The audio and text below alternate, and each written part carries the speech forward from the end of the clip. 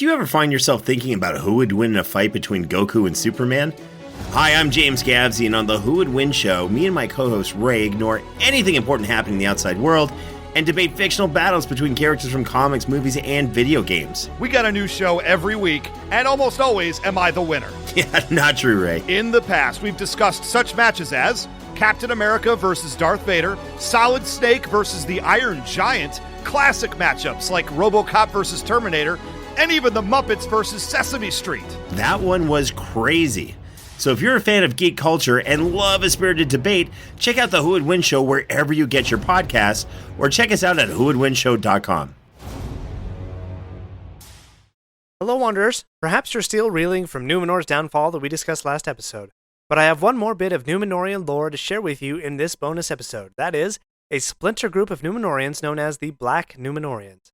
This group separated from the main kingdom around the time that settlements in the coast of Middle-earth were being established in the Second Age.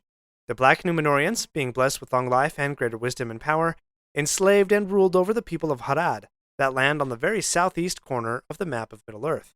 This particular group originated from the King's Men, not the faithful, in that they rejected the Valar and the Elves and sought for the immortality that Sauron offered.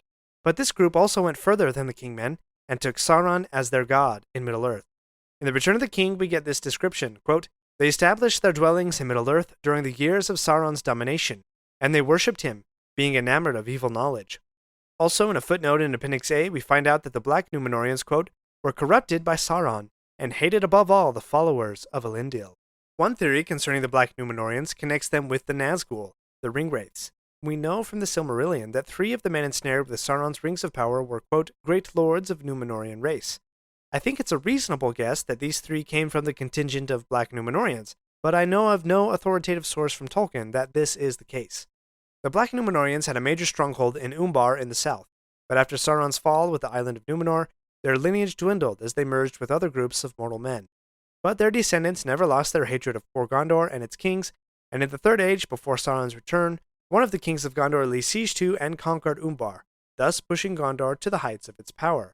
During Sauron's reign in the Third Age, one of these Black Númenóreans had arisen to great power, high enough to be known as the Lieutenant of the Tower of Barad-dûr. Quote, "And he entered the service of the Dark Tower when it first rose again, and because of his cunning he grew ever higher in the Lord's favor, and he learned great sorcery, and knew much of the mind of Sauron, and he was more cruel than any orc. His name is unknown. Quote, his name is remembered in no tale, for he himself had forgotten it. But he was known as the Mouth of Sauron. This was the messenger who came before Gandalf and Aragorn when they assailed the Black Gate of Mordor, in an attempt to divert Sauron's forces and clear the way for Frodo and Sam to cross the Black Land. If you haven't seen the extended edition of Peter Jackson's Return of the King, and honestly I hope you have, then you're missing out on a great visual representation of this Black Númenórean. I love the exchange that the Mouth of Sauron, descendant of Black Númenóreans, has with Aragorn, descendant of the faithful Númenóreans. No words are said, but Aragorn locks eyes with the Mouth of Sauron, and, quote, though Aragorn did not stir nor move hand to weapon, the other quailed and gave back as if menaced with a blow. A small demonstration of a major theme in Tolkien's works: evil, when challenged by good, will falter.